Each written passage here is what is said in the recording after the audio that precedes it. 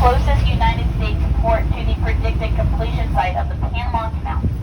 And so Henry Flowler, knowing this information, that is what inspired him to go build his overseas railroad from Miami down here to Key West. He already had all of his railroads that went all the way up the East Coast from the Carolinas down to South Florida. And this was the early 1900s. That would have been a very incredible engineering accomplishment for that time period. And everybody he brought it up to thought he had completely lost his mind and nobody wanted to help him. They didn't think it would work. But Henry Flowler was the co-founder of the Stand-Alone Company with John D. Rockefeller, so that was not a problem for him. He had plenty of money and he tried to spend it all. Because he took about $50 million of his own funds, which today would probably be about $1.2 billion or so, and he built that railroad, and of course it was a success. So in 1912, when it was finished, he rode down here with President Taft in his country. It was very safe to ride.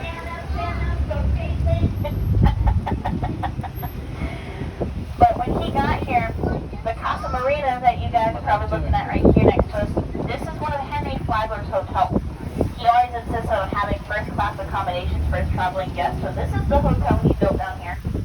But unfortunately, the railroad was his last big accomplishment, and this was his last hotel, because he had passed away a year after he arrived here in 1913. And this hotel was not completed until late 1920. This opened here New Year's Eve that same year. It cost about $8 to $12 a night to stay in here with 3 full meals a day, which people thought was too expensive. But they'll probably charge about $8 in there for bottled water now instead of sugar.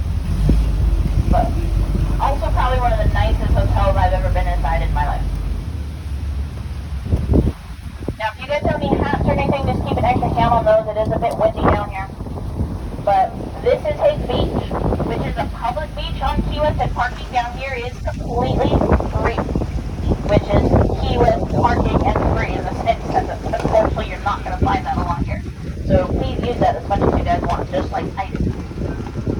But you will notice down here that all of the waters that surround us over here are very calm. And that is because all of our waves do break out on the quarries. You guys will find about 5 miles offshore.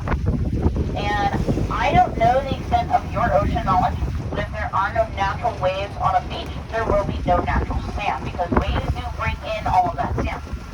So everything you guys see down here, whether it's on this beach or the other side of the island, all of our sand here is imported. It all comes from the